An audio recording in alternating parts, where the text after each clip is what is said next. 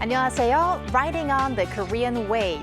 Welcome to a brand new week with the Culture Wave. I'm Kwon-Soa in Seoul.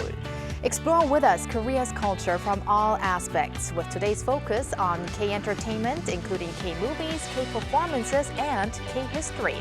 And all of that together with our Monday co-host, Walter Lee. Hello, Walter. Hello, Soa, and hello, everyone at home. Yes, I am Walter Lee, and I have all your, great entertainment news for you, so stick around for that. And we're also joined by Arirang News culture correspondent Song Yoo-jin. Yoo-jin, happy Monday. Happy Monday, Soa. Happy Monday, Walter. And happy Monday to all the viewers of the Culture Wave. I'm Song Yoo-jin, Arirang News culture correspondent. So, Yoo-jin, today you brought us a topic that's very meaningful to the Korean people. So what do you have for us? Right. So as you guys will probably know, I'm sure, this year marks the 80th anniversary of Korea's liberation from Japan's colonial rule. So to really honor this historic milestone, a variety of stage and screen productions are currently taking place here in Korea to really introduce Korea's independence movement to the audiences. So for this week, here are two productions that introduce Korean freedom fighters on stage and on screen.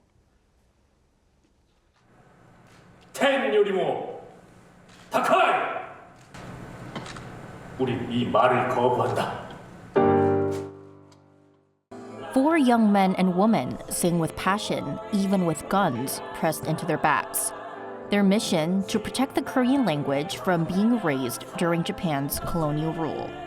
This homegrown musical, Yesterday's Poem, Tomorrow's Song, brings to life the struggles of young Korean independence fighters to defend their language and culture through poetry when forced to adopt Japanese. This is the first musical to use the poetry of Kim So-wol as its lyrics. Kim, one of Korea's most beloved poets, lived during the Japanese colonial period from 1910 to 1945.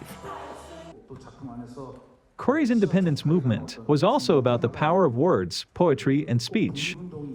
We wanted to highlight not only the lyrical beauty of Kim So-wol's poetry, but also the deep emotions tied to our history and identity. There are countless films, dramas, and performances about the independence movement. But our musical focuses on cultural efforts, young people who believed in fighting through creativity and expression. Alongside the musical, other creative projects are honoring the sacrifices and resilience of independence activists, as this year marks the 80th anniversary of Korea's liberation from Japan. The film Baeksan, From Arirang to Balhae, is another example.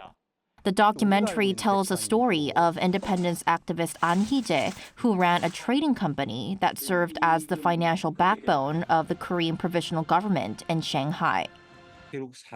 An believed in nurturing people and fostering education to build a better future. He understood that independence required not just weapons, but also resources, networks, and platforms to sustain the movement. His trading company, similar to today's largest conglomerates, also helped train independence fighters. Using advanced AI technology, director Jin vividly brought An's story to life on screen. Drone footage of Balhae Farm, a rice farm An founded to support displaced Korean farmers and fund the independence movement, shows his vision, a haven where independence grew through empowerment. While armed resistance played a significant role in the independence movement, we must also recognize there were many figures like An, who worked behind the scenes to provide the critical resources that made such efforts possible. These stories remind us that freedom was won through countless acts of courage in many forms. Yoo-jin, the productions that we just saw through your report remind me of the expression that the pen can be as mighty or even mightier than the sword. But you did mention that here in Korea there are several productions that focus on the independence movement. So what are some other notable productions? Right, so I think I must mention the film Harbin, starring Korean star actor Hyun-bin. And since its release last Christmas Eve, the film has been dominating, topping the domestic box office for 20 27 consecutive days as of today. So to tell you a bit more about this movie, it's a historical drama that tells the story of independence activist An Jung-geun, and it focuses on his mission to assassinate Hirobumi Ito, Japan's first prime minister and resident general of Korea, at Harbin Station in China. And there's also good news for our international viewers because the film is already being screened in theaters across the US, Indonesia, and Malaysia, and it's set to premiere in Australia, New Zealand, and Taiwan later this month. Right. We're probably also going to touch upon Harbin later in our movie segment, right? Yes, exactly. Yes. And Eugene, what events can we look forward to this year celebrating the 80th anniversary of Korea's liberation from Japan? Well, Walter, as it's still early in the year, not much plans have been announced yet, but at least the Culture Ministry has announced that the museums under its wing will be preparing several exhibitions to mark the occasion.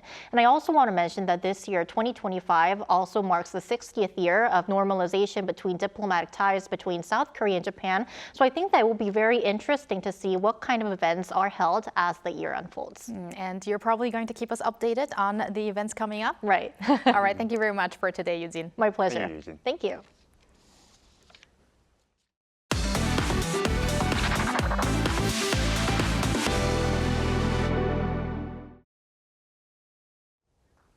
And now time for the latest in the world of K-entertainment with Walter Lee. Walter, you have some updates on two artists doing well in the UK charts. Yes, I do. And another week has passed and Rosé still remains at number 2 on the UK official singles chart top 100 for a third consecutive week. So last week I reported that it was the second consecutive week. This week is the third, continuing her outstanding run with their song, of course, Apart, as you hear on the here right now, featuring Bruno Mars. Now, for anyone who may not be familiar with the UK official singles chart top 100, it is the equivalent of the US Billboard top 100. So they are two of the biggest Billboard charts in the world. Now, Rosé is actually still at number 5 at the US Billboard top 100, so she's still doing well in both countries. Now, there was speculation that the single might actually reach number 1 in the UK last week, but we might just have to wait until the next chart update to see if she can grab that top spot. So let's all hope that she can take that top spot in the charts this week. Standing in her way, though, is Gracie Abrams. That's So True. Oh, well, let's hope that your hopes will come true, Yes, Walter. But so. Who's the other artist that you wanted to mention? Okay, also staying with the UK charts, BTS's Jimin's song titled Who remains strong in the charts. It is also in the UK official singles charts for the 20th consecutive week, currently sitting at number 13.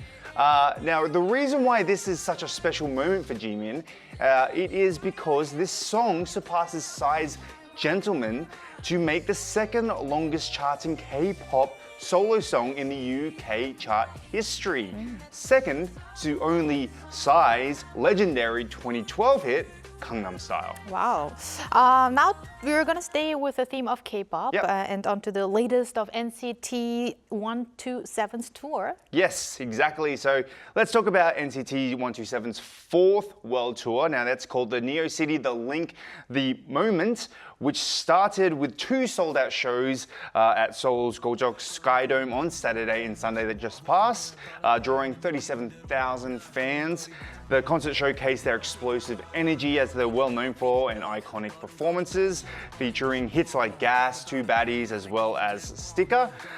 Despite performing as the 6 members due to obviously enlistment and also departures from the group displayed unwavering unity, impressing fans with the group's sharp choreography and powerful live vocals with 26-song set list. Now, the production was equally as mesmerizing, with massive LED screens, lasers, lifts performing those pyramids, and cinematic VCRs that added to the show. After a successful Seoul run, NCT 127 will continue their tour across 14 more cities worldwide, including Jakarta, Bangkok, as well as Toronto, Osaka, and LA. Impressive. Now, last but not least, you have some K-drama news? Yes, I love talking about K-dramas. So the trailer for the Netflix series The Trauma Code Heroes on Call, starring Ju Ji-hoon, has been released. Now, the medical drama series follows the story of Baek Kang-hyuk, played by Ju, a brilliant surgeon who used to work in war zones and now takes on the task of reviving a struggling trauma team in an infamous hospital.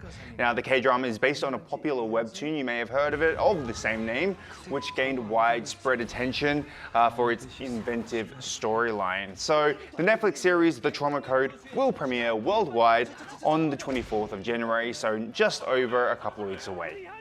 January 21st, so later this week, Later right? Yes, later this week. All right, thank you very much for those K-Enter updates, Walter. No worries.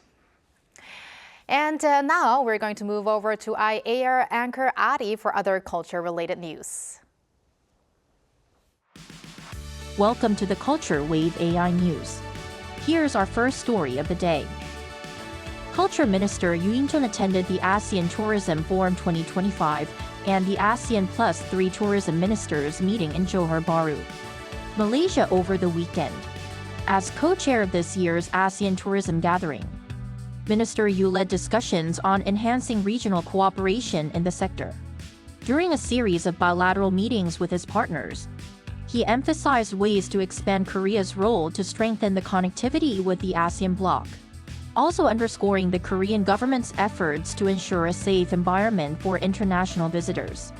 Korea signed a memorandum of understanding on tourism cooperation with Malaysia, commemorating the 65th anniversary of diplomatic ties this year, marking the 80th anniversary of Korea's liberation from Japan.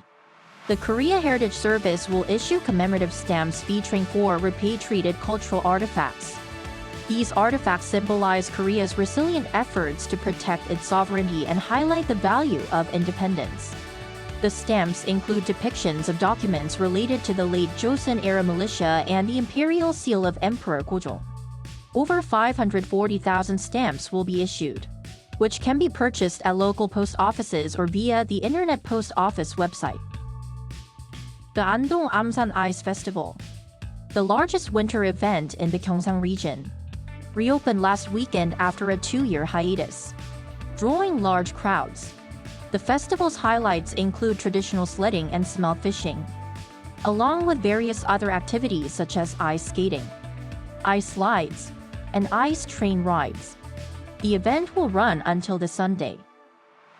That's all for now. Keep it tuned to the Culture Wave.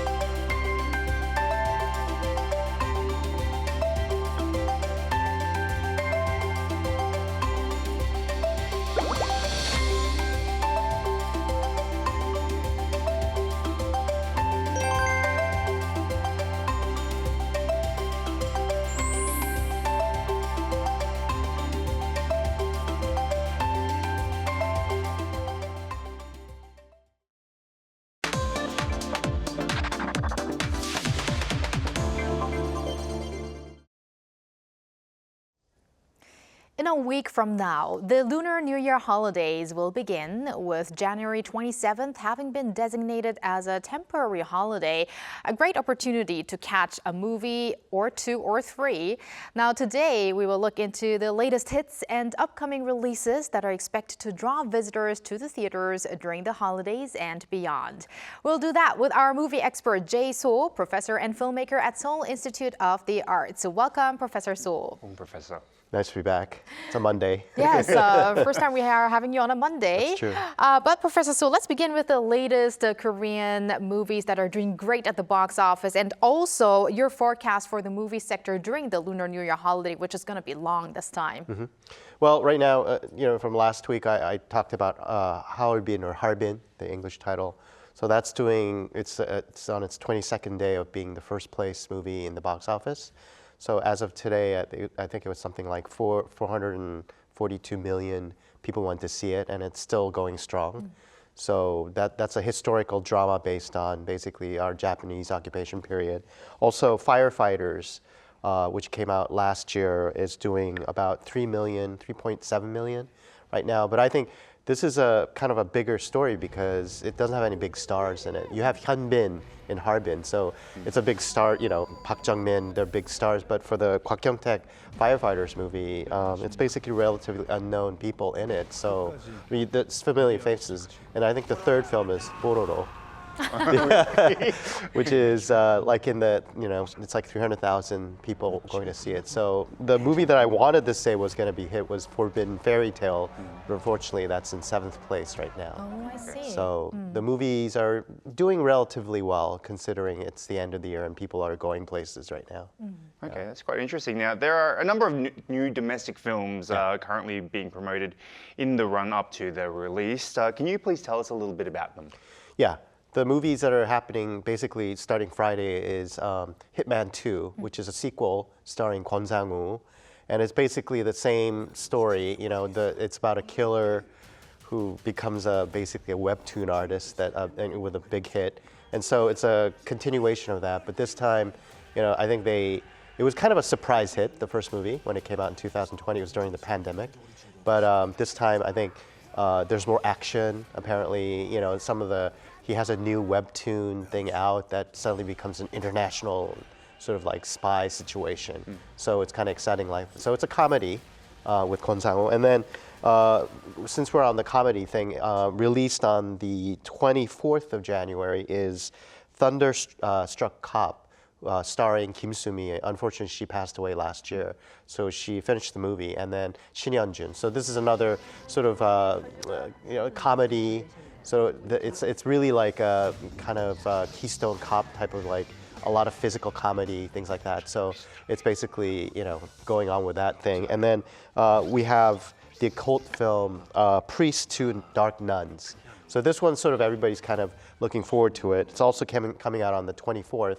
And this has Song Hye-kyo in it. And Song Hye-kyo is really famous for dramas. Basically, recently was The Glory, which was a real great hit. She's been in the movies a bit. It's been about 10 years since the last one, My Brilliant Life. Didn't do that well. So I think in this one, the Nuns movie is actually a sort of like a prequel or sequel to the movie Priests that came out before with Kang Dong-won. So it's about an exorcism, but now we have, instead of male priests doing it, we have nuns doing it this time. So she saves the young man, this type of story. And then also, there's a romance movie called Secret Untold Melody, which has Do Soo-kyung in it, and Won Jin-ah. And Do Soo-kyung, of course, is from EXO, as everybody knows. And he was in sort of a big sci-fi movie, The Moon, but I think this is the first movie where he's sort of a male lead for sort of a melodrama or, a romance movie. Right. And the story goes, this is a remake of the Taiwanese movie that came out in 2007. So it's about this pianist that he plays who he follows this music, it goes to this one practice room and he meets this girl. So it's that type of plot, but I think it's time for romance right now. We're really into occult and comedies, but I think it's going to be a big hit. So that's also going to be good news for EXO fans, for Dio, because Do Kyung-soo, also known as Dio. And speaking of some of the genres here, from occult to comedy to horror to romance, there are a lot of variety of movies that we can look out for. But Professor So, is there one particular film that we should really keep our eyes on? Well, I think the big thing is basically Dark Nuns, so with the Song Hye-kyo movie, because I think, the director that directed the first one did Exuma, which was a huge hit last year. It was one of the biggest hits, like over 11 million people went to see it. So basically, it's a different director this time, but I think Song Hye-kyo playing a nun, I saw the poster for it, but there's something intriguing about that, and I think she's somebody that's kind of timeless. She was beautiful when in her 20s, now she's older, but she's still like really sensational. So I think an occult movie is sort of, I think what this movie will do with like the Priest movie is sort of it combines sort of Catholicism with sort of local shamanism elements. So that's what's kind of exciting. And then again, Do Soo-kyung, the secret, the untold melody. Right? Yeah, Do Kyung-soo, sorry.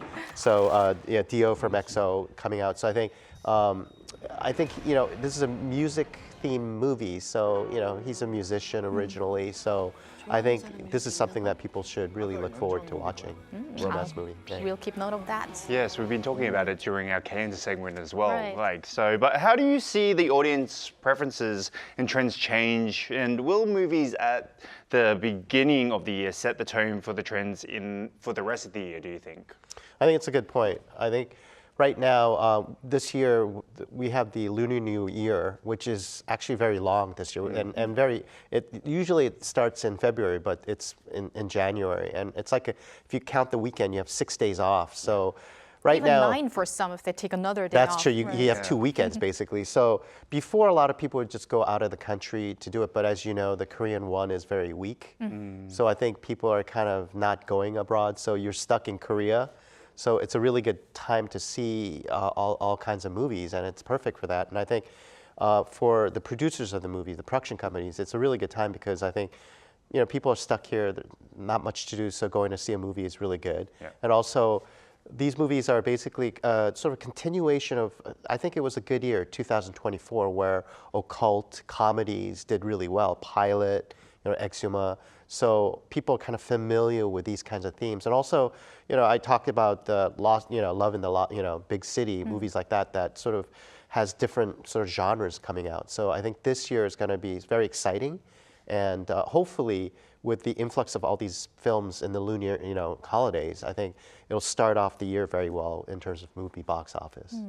And continuing with the holidays, Professor So, around the world, people during Christmas like to watch Home Alone. There are these movies that you watch at home if you're maybe a couch potato and don't like to go to the theaters. But also here in Korea during the Lunar New Year holidays and Chuseok, you have a great lineup of movies on TV to watch with your family. So can you tell us about some of the movies that we can look out for? Well, traditionally, basically the holiday movies in Korea was Hitman 1. There's 645, which is a sort of a comedy about like the army.